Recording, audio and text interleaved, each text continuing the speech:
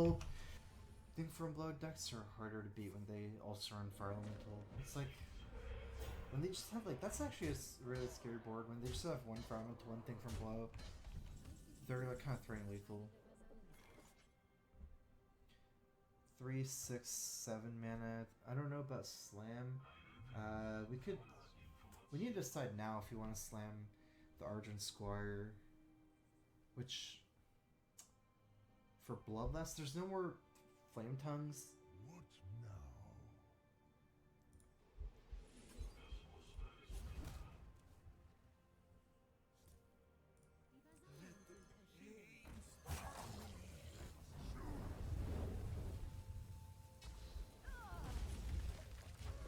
It is pretty important to slam for Bloodlust in particular, and its cycles.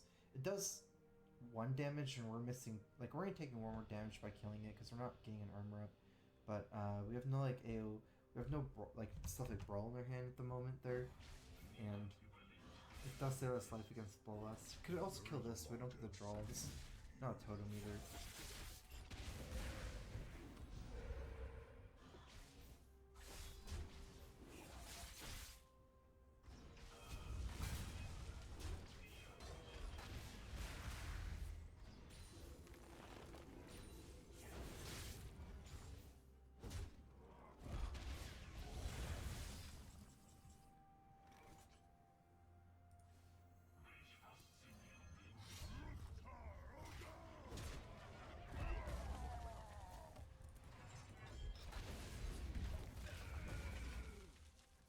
We're at 13. I mean, I'd prefer to be like 12 and then +2, but we can't afford not to start arming gear too low. I feel like we got really lucky on our first brawl about to happen, because it's like Fire Elemental, Thing from Below, and a small minion, like a Tuskar and the Tuskar one. I felt like I was going to lose if I didn't get that result.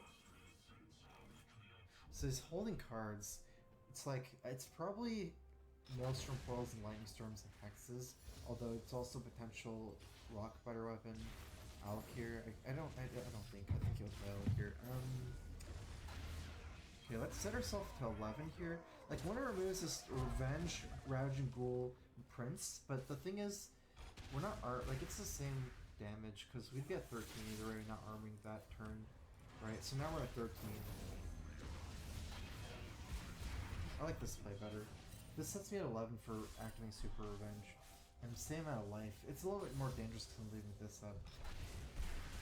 The other play is like to go to 15 and just Revenge, Rouge and Ghoul, Hero Power, but then I don't activate the Super Revenge, and I don't play this guy. It's not that good to play both, because I think his hand's running a lot of AoE at the moment. Okay, that's actually good for me. I can clear this entire board with Slam Ghoul Revenge. Assuming Hex is here.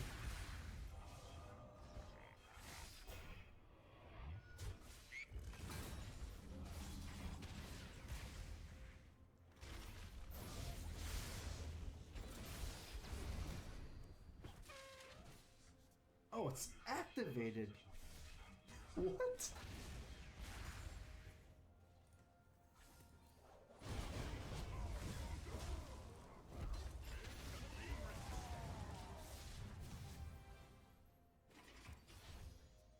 Wow.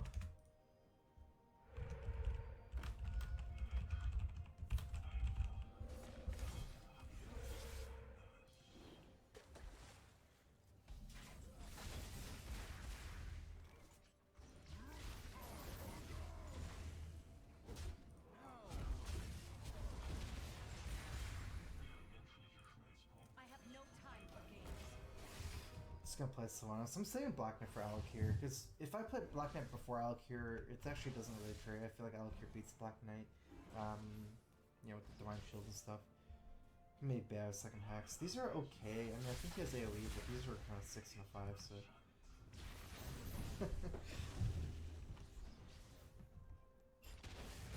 Okay, that's his last Hex. I'm okay with that.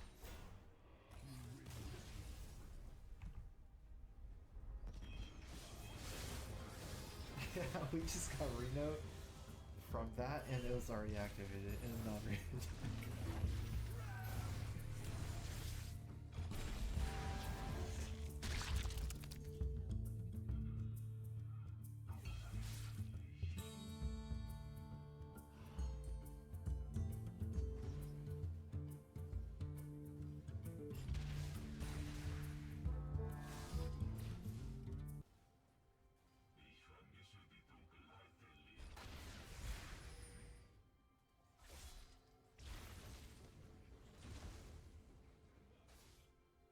soon.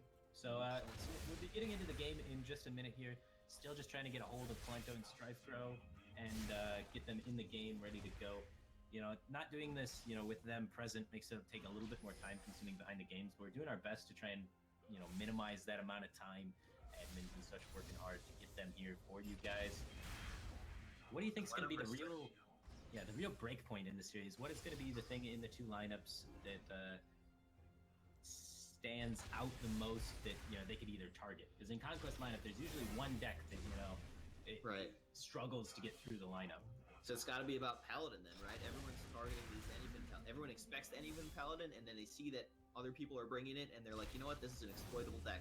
I can beat this consistently with my combo decks. People have been trying that all day, and it hasn't been that consistent. People have been losing with Worgen Warrior. They've been losing with Combo Priest. It turns out trying to win these targeted consistent decks, the inconsistent decks sometimes just flop. Doesn't always get it done.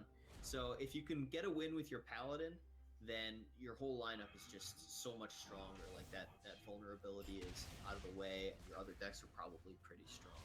So that's what we're going to be looking for. Anyone can get a win with Paladin is feeling really good about it, right? I'd have to agree with you. Yeah, getting that Paladin through just gives you a big leg up. We can look at StrifeGrow's lineup. He's got the Druid, which probably does pretty good against Paladin. We just got word that StrifeGrow's game just crashed the power of Druid. HearthStone doesn't understand why he's playing Druid without Innervate, and it just got confused and fell over. So we're just waiting for HearthStone to come back up, you know, and just start understanding that you can play Druid without Innervate. But it's a thing. It's a thing. StrifeGrow's 100% win rate. Pretty good against Paladin. I'd have to say it's got a pretty good win rate, most likely against Paladin. Like, they usually struggle with a bunch of mid-range threats. They struggle against dealing with big OTKs with Roar. So the setup is there for Druid to do well against Paladin. In his Reno Warlock, StrifeGrow has the 20 damage Leroy combo, which is going to help him against the Anyfin Paladin as well. And we didn't get to see the Mage yet, and then he has Anyfin Paladin of himself, and I think he has Nizakniz. No, he wasn't one of the players. He was one of the players running the Curator. They're both running the Curator package, so... Yeah! I'm not kind of guys. I'm not sure. It's falling out of favor, right? You're right. But yeah. I think it's sweet. I like it. And then Kalento's got the mid-range Shaman, which we've already seen take down Anyfin Paladins. We can assume he's pretty good against it. He's got the Dragon Warlock, but we didn't see any sort of OTK combo in his, more just like value-oriented play. Maybe not the greatest against Anyfin Paladin, and then the Anyfin Paladin himself. So I would have to give a slight edge towards StrifeGrow, just knowing these lineups. But as you said, it's really going to be whoever breaks out with the Anyfin Paladin first, as it's the hardest deck to get win with. Yep. Which is funny, because this is the only deck that like didn't have anything removed from it, right? Like, it's got all 30 of its cards that it wants to run, and it's the weak link in the format. No. Yeah. Yeah, I mean, well, when you're getting targeted, you're going to be the weak link. That's just the point. Whether you're a good deck or a bad deck, it's tough to be targeted. So what about on a personal level? Your teammates with these guys. Do you have a favorite? Do I have a favorite? Wow, you're gonna pit me up against my own team here. Well, you can just talk about how great they both are. Yeah, I mean, they're both really, really. I mean, I would love to see either of them win. I think they're both really great players. They're both pretty fun guys to talk to hang out with, and stuff like that. I see them at events all the time, and you know, I want to see neither of them have had like a victory recently, because they've both been kind of focusing more on streaming than playing tournaments. So a victory here for either of them would be really cool, since they've kind of been out of the whack for tournaments for a while, just focusing on streaming and content creation. So, but, I mean, Tice winning would be cool, you know. I think no matter who wins, it's cool. Like, this is such a sweet event for the community. I really appreciate you putting it together. Like, I mean, everyone's doing this for no money, and it's just awesome and fun. Like, something different. This is what HearthStone needs. I know it's a lot of work to organize this thing, because like I'm doing way less than work than you. still like a significant amount of effort, right? Yeah. So I think I speak for the community and say we appreciate what you've done. It's really good. Thanks, dude. I appreciate that. And I appreciate everyone that's helping like bring this together for, you know, no money. Like all the people that volunteered to play in this, like $0 prize pool. A lot of people don't want to play a tournament for no prize pool. So all of these guys that would, you know, make a lot of money with this time if they'd spent it streaming or playing in a tournament that had a prize pool, I really appreciate you guys sticking your neck out and, you know, helping me put this together. And hopefully it does make a difference, and we are able to get, you know, card bans, the thing that Blizzard approves of. we've actually been able to run the tournament without Blizzard shutting it down. So I mean, that's a really great first step to set a precedence. So hopefully. And all right.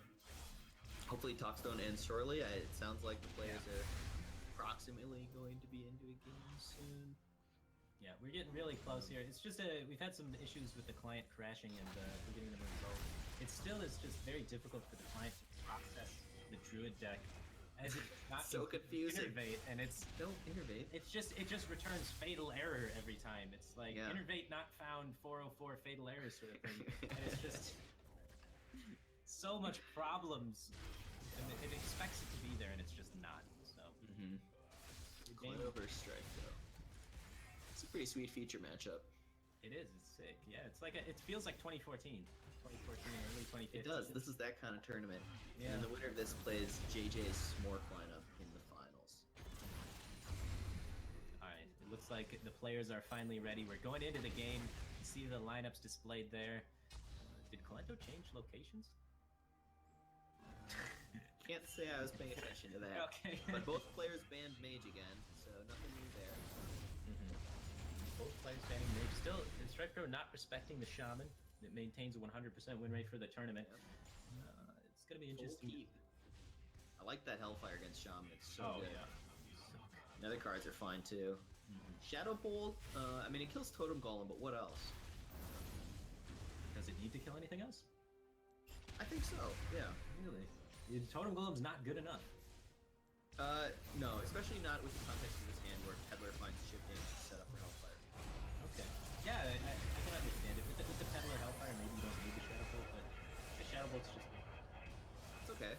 It kills Mana Tide Totem without having to expend the Hellfire as well. You expect 2 Mana Tide Totems from your opponent's Shaman deck. You know, if you don't have a threat on board and they play Mana Tide Totem, yeah, you get screwed. Yeah. I mean, there are a lot of worse cards in your deck that you can draw. Mortal Coil's pretty good with Hellfire. Soulfire's not bad. Yeah, but it is redundant with the Shadow Bolt, right? They're both 4 damage effects. Exactly. There's that Mana Tide you were talking about. Bit of an awkward turn, though. It's probably just Totem Pass from Colento. Like, coining that Mana Tide out, it's just so likely to die to so many things, and you don't really need to Desperation Cycle, and the coin's pretty good in your hand. Right. Totem Pass got so much stronger for Shaman now that Thing from Below is a thing. You're kind of banking a mana for future turns, or potentially 2 mana if you have 2 Thing from Belows. Yeah. I mean, the old Shaman meme, like, that people spammed in Twitch chat was, turn 2 Totem, turn 3 Totem, turn 4 Concede. And now Shaman can do that, and they don't have to concede anymore. They turn 4 that's nice. Instead, yeah. That's a little better, yeah. Yeah, it just fits on curve with the meme as well. Zero Jenkins probably not too good in this matchup, right? I mean, it's not useless, but you don't really need to burst the Shaman down. You just need to be able to control the board time and time again. Yeah, I'd have to agree with you there. It's something that you want a little bit later on, maybe to pair with Shadow Flame, as it's kind of like best case, but other than that, you're just going to try and outvalue them. But the 6 power is super good with Shadow Flame because of the 3/6. Yeah, Thunderbolt Valiant. Good point. Yeah. Spirit Clip was picked up, but no spell damage for it. Oh, the Enrage on that guy. That's pretty sick with the Spirit Claws. You can get Spirit Claws up to 5 damage. 1 mana, 15 damage. Who needs Pyroblast? And he runs 2 of them. It's no TK. This is definitely gonna work. The old Spirit Claws your opponent's deck. Funny. That's a funny troll deck. Put some deadly poisons on it somehow.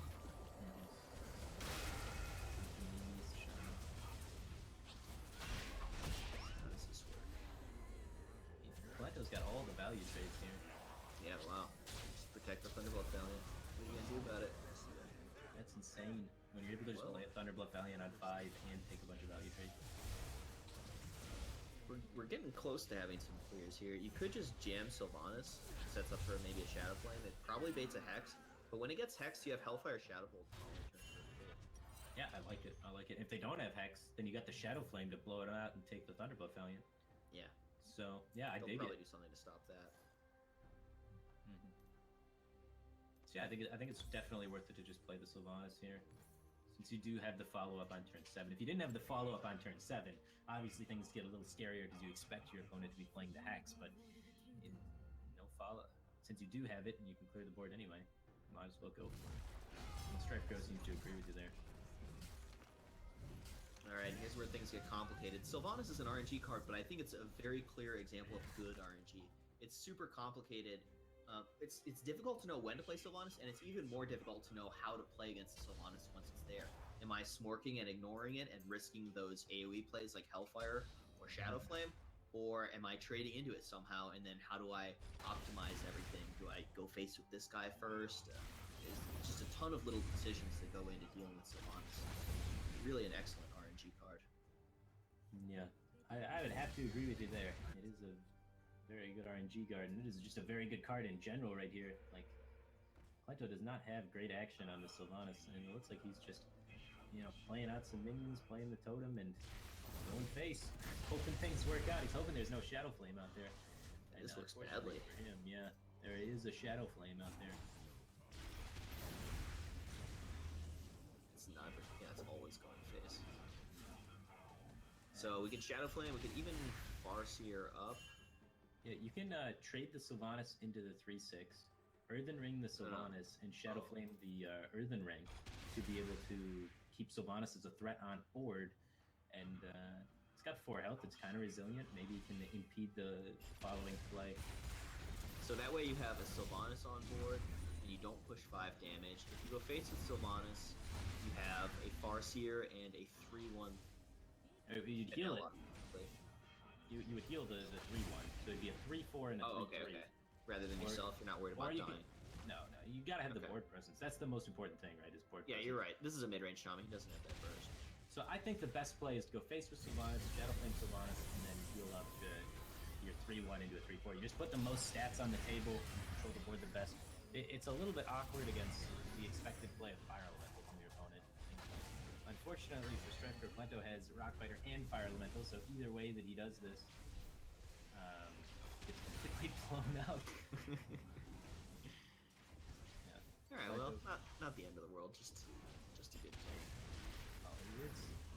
This is rough for Strifeco to come back from, because now Klento can ramp up his weapon up to 4 attack, kill the 3/4, Fire Element down to 3/3, and seize back all board control. Yeah. Yeah, it's like. And what's Strifeco's follow-up play? He's got 8 mana against this. Top deck Siphon Soul and Siphon Soul Doomsayer. You could also go for, like the Mortal Leroy Coil. Doomsayer, or a Mortal Coil would be good too. He hasn't used the Shadow Bolt yet that he kept off the mulligan, incidentally. Yeah, it turns out not that strong of a card. Shadow Bolt doesn't play, but it's painful. He's certainly behind. Best case scenario. Yeah. I don't know. Is Chillmaw play? You're really close to lethaling your opponent, actually, too. With the whole combo.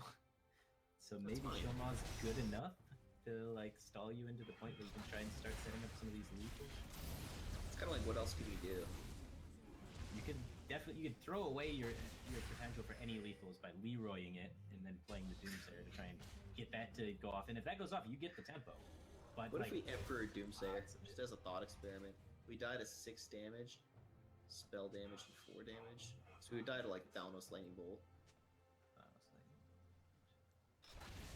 Yep, it's not that many things to kill you in the mid-range deck. There's no Doomhammer. Bloodlust doesn't really kill you, so it might have been like that. These are the instances where it's like, is the risk worth it? And it might have been worth it there to just go for that. And your opponent's got to then make the decision if they're going to smork you in the face or if they're going to kill the Doomsayer and the Emperor somehow, which you wouldn't have been able to do. So I imagine this turn we're trading and Thunderbolt Valiant and Toteming. Doesn't seem like a whole lot else I would be doing this turn. Do you have some kind of play where we're killing this 6/6 Chillmaw with Thalnos Rockbiter and pushing 6 damage? It's kind of interesting. I mean, I don't hate it, right? If you take 6 from the Chillmaw, you gotta worry about Leroy Faceless. Yeah, you're in range of the burst combo, so that's That's the scary part about trying to face tank it there. So I think that's why this play is a little bit more preferred. But he's holding back the Thunderbluff Valiant, just trying to get more totems on the board so he can set up a lethal using the Thunderbluff Valiant to push the totems. Sure.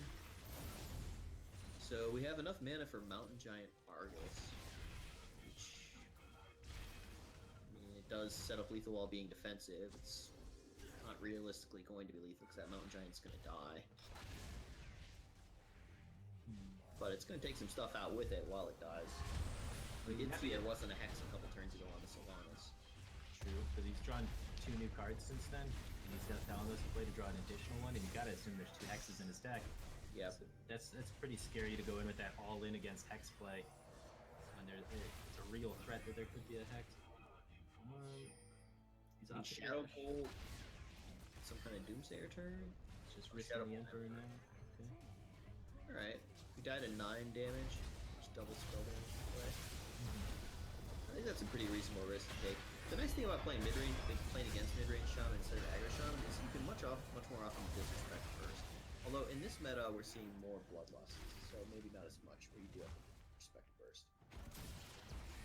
It's always scary to disrespect burst. You're never comfortable when you're disrespecting the burst, really. So, Yeah.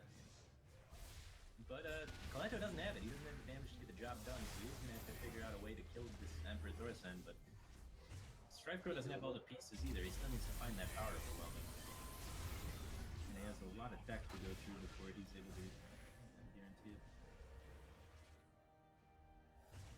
So we could portal for 3, creating a totem to him, but he's face tanking. Holding onto the portal so he can clear more minions with it. He assumes the max reach for Stripecrow is 12, right? Leroy plus Faceless. Yeah, But, out of range. Stripecrow has this Hellfire. Oh, he doesn't have No dragon for the Bookworm. Bookworm mean a Thunderbluff Valiant is disgusting. It's just not cards. Yeah, it looks like he's gonna have to taunt up the Mountain Giant. Hope there's no Hex, really. You get taunt up the Doomsayer along with it. You'd really like to not Doomsayer your board away. I think it's reasonable. It's reasonable to just Doomsayer your board away. Because in the instance then, you're gonna have 12 health, your opponent's gonna have nothing. You got time to develop. Yeah, you just play a Bookworm.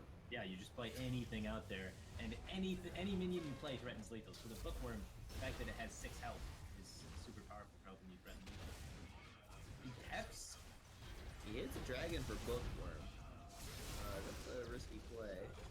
Well, if he doesn't hit the dragon, right, he still goes Mountain Giant Doomsayer Argus. So it's fine. He's able to just get another tap towards that power overwhelming.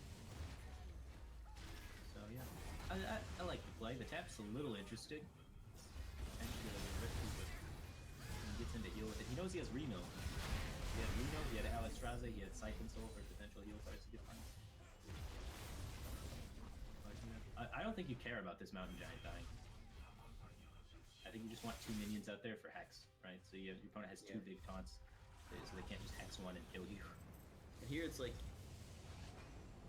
I mean, I guess we just suicide Thalanos, right? I mean, are we going for some kind of clear with Maelstrom Portal? If we are, then we hero power first, try and hit spell damage. Wow, you have to do a lot of damage. 17 to kill this stuff. Yeah, clearing seems difficult, and you can't take 1 face damage, so you can't even face tank the Doomsayer.